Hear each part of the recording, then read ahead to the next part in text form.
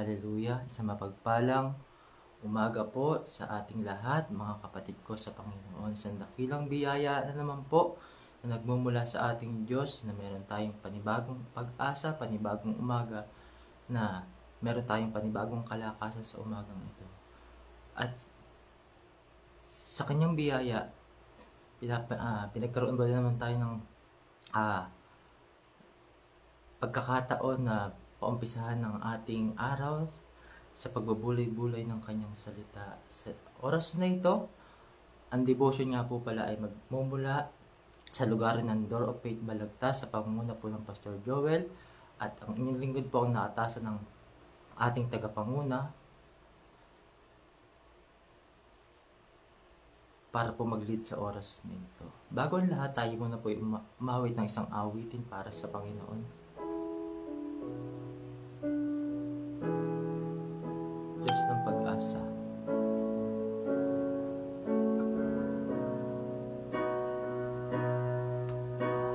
Diyos na dakila at walang katulad, Diyos na walang hanggan, sa mga pangihina at kabighatian, Diyos ng kaaliwan, hindi nagkukulang, di bumibigo, Diyos na di nagbabago, isang kaibigan, kagabay at matatakbuhan, Diyos na laging nakalaan kayo, O Diyos. O Diyos, ang aming pag-asa, sa bawat araw ang aming ninanasa, sa aming buhay bibigyang kaluguran, pararangalan ng iyong dakilang pangalan.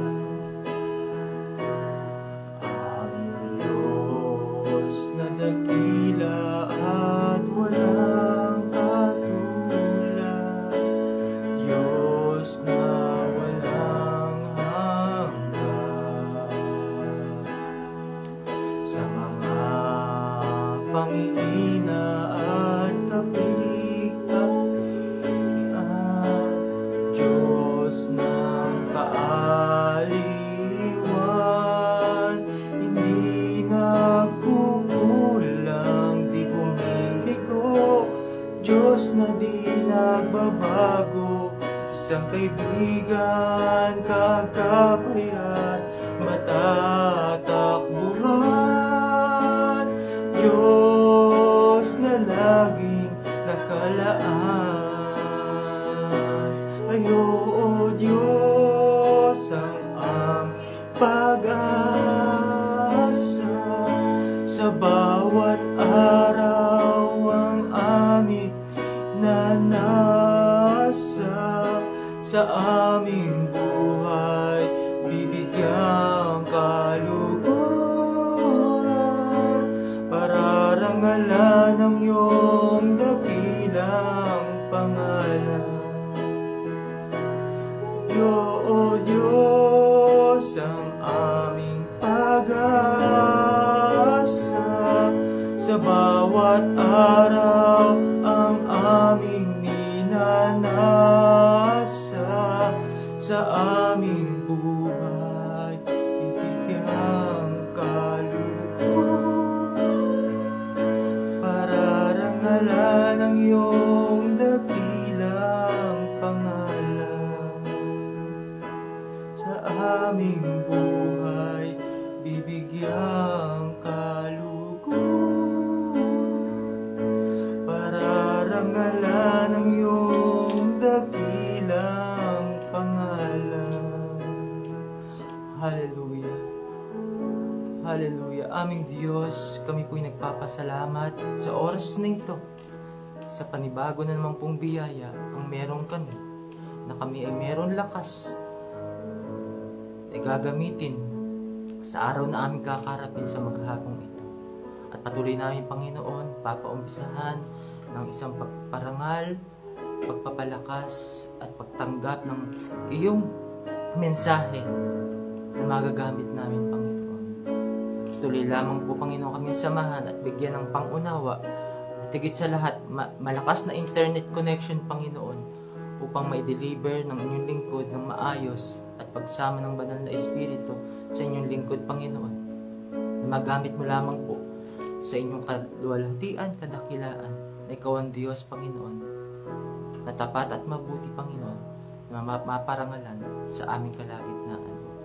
Gamitin mo lamang po ako sa mabuting pagkagamit sa oras na ito, habang kayo nagtitiwala at ako'y nagtitiwala sa inyo, na kayo ay Diyos na magpapakahayag sa amin sa oras na ito. Sa pangalan ni Jesus, Amen. Hallelujah. Muli po, isa mapagpalang umaga po sa bawat isang kasama ko sa online devotion ngayon. At kamusta po ang bawat isa? Isang panibagong araw na naman po ng ating panibagong linggo, nakakaharapin na kung paano tayo pinagtagumpay ng Panginoon sa nakalipas na nagdaang linggo. Ang pag-asa natin ay ang ating Diyos na muli na naman gagawa siya ng kamanghamanghang bagay sa ating pong buhay. At ang ating pong pag-aaralan ay isang talata na magbibigay sa atin ng kaaliwan. Dito po sa Kalawang Thessalonica chapter 2, marahil yung iba po sa atin ay alam na po ito, verse 16 hanggang 17. Ulit ko po, Kalawang Thessalonica chapter 2, verse 16 hanggang 17. Basahin ko na lamang po. Alawin at palakasin nawa kayo ng Panginoong Hesukristo at ng Diyos ng ating Ama. Mahal tayo ng Diyos na siyang nagbigay sa atin ng walang hanggang kaaliwan at kaalakasan at matibay na pag-asa dahil sa biyaya niya. At naway bigyan din niya kayo ng lakas ng loob na maipahayag at maisagawa ang lahat ng mabuti.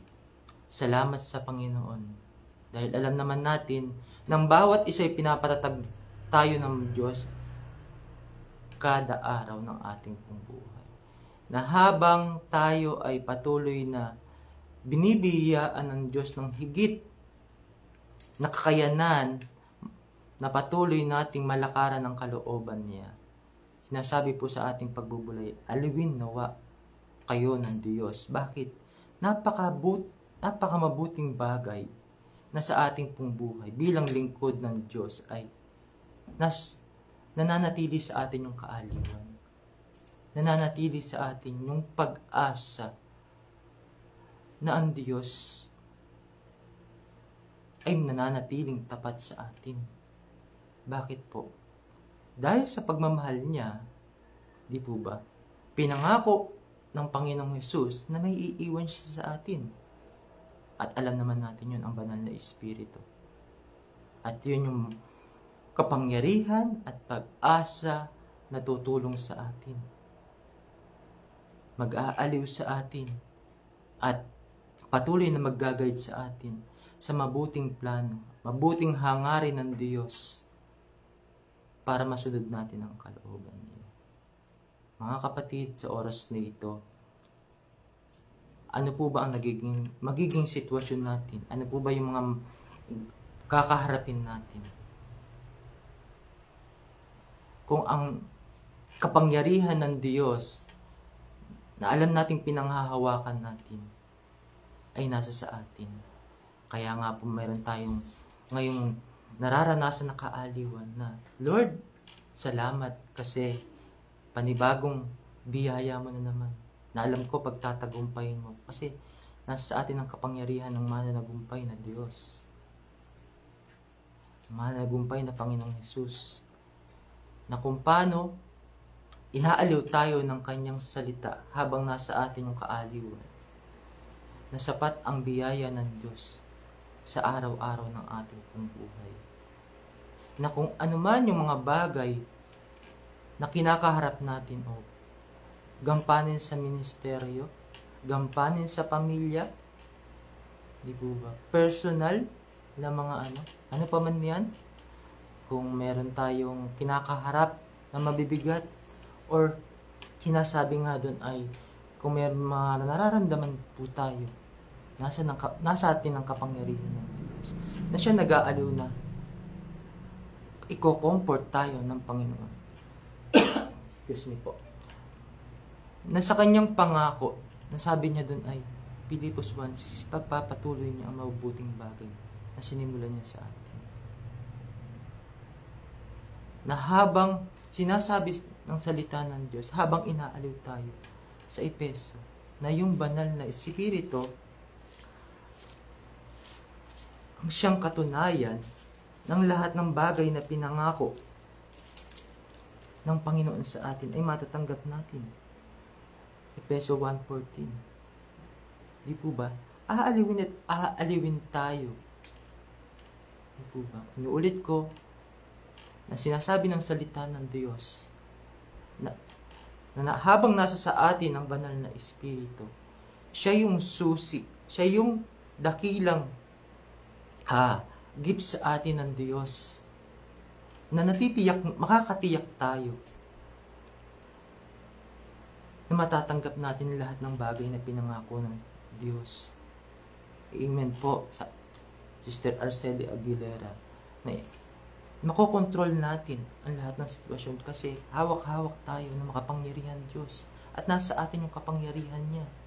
May sakit man tayo, may mabigat man tayong problema, malaki man ang bayarin natin, may pagsubok tayo sa ministeryo. Hindi po ba? Na kung paano inaliw at tinulungan ng Diyos ang kanyang mga ginamit na lingkod sa kapanahunan ng New Testament. Hindi po ba? Lalo na ang ating Apostol Pablo ay mapapangyari din sa atin. Dahil sinasabi nga doon ay sa pamamagitan ng banal na Espiritu, tuturuan niya tayo. Tuturuan niya tayo kung paano natin i-handle ang ating sarili. Una sa lahat, yung napakaraming promises ng Diyos sa pamamagitan ng kanyang mabuting salita na ating pinagbubulay-bulayan. Every time na meron tayong pagkakataon, every time na nais natin buksan ito, di po ba, inaaliw tayo ng dakilang pag-asa ng Diyos na hindi siya nagkakamali sa lahat ng bagay na pinapermit natin sa atin. Sa lahat ng bagay na pinagkakaloob niya sa ating sitwasyon. Masaya man o mabigat man, di po ba? Una sa lahat, yung pag-asa na nasa atin ng katotohanan, pag-asa na tinanggap natin ang kaligtasan dahil lang sa pananampalataya. Inaaliw po tayo. At alam natin, yun yung magiging kagaanan ng ating pang-araw-araw.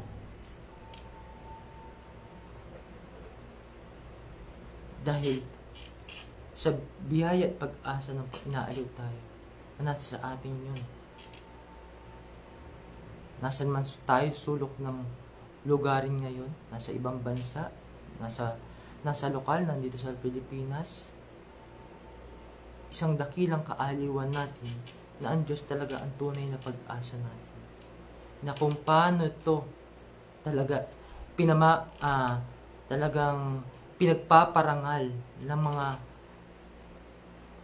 lingkod na nagmamahal sa Diyos dahil napakatapat ng ginawa ng Panginoon sa buhay ng bawat isa sa atin o sa buhay ng mga lingkod, lalo na sa atin na ngayon sa umagang ito ay nagkakasama-sama sa presensya ng Panginoon. Di po ba? Na yung araw ng kahapon, yung pagsamba sa Kanya ay napuno tayo ng mga bagay na pagpapala. Di po ba? Nakapag-fellowship tayo. napakain tayo ng salita ng isang dakilang kaaliwan na pinipermit o pinagkakaloob ng Diyos kasi yun yung magiging kapangyarihan ng kaaliwan sa atin.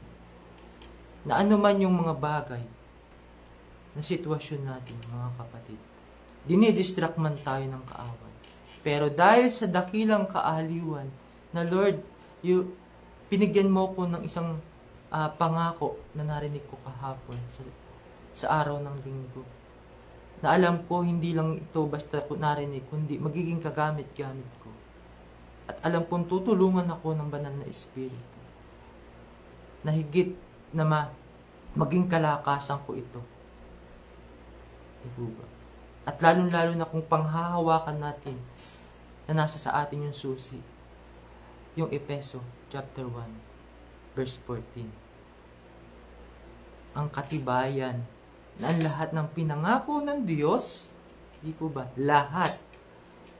Sa lahat po ba ay may exempted? Lahat ng ipinangako ng Diyos ay matatanggap natin. Ano pa ba mga kapatid ang dapat nating ipag-alala? Kung mismo ang salita ng Diyos ay napaka tapat na nangangako na lahat ng bagay ay makakamtan natin. Di po ba? Alam niyo po mga kapatid, bilang ano nga po, lingkod ng Panginoon, isang bagay na naiisip natin ay yung pangailangan ng pamilya natin. Pero dahil nga po inaaliw tayo ng Panginoon na God will provide, lalo kung may nag-aaral tayong mga anak, may gampanin pa tayo sa ministeryo, di po ba?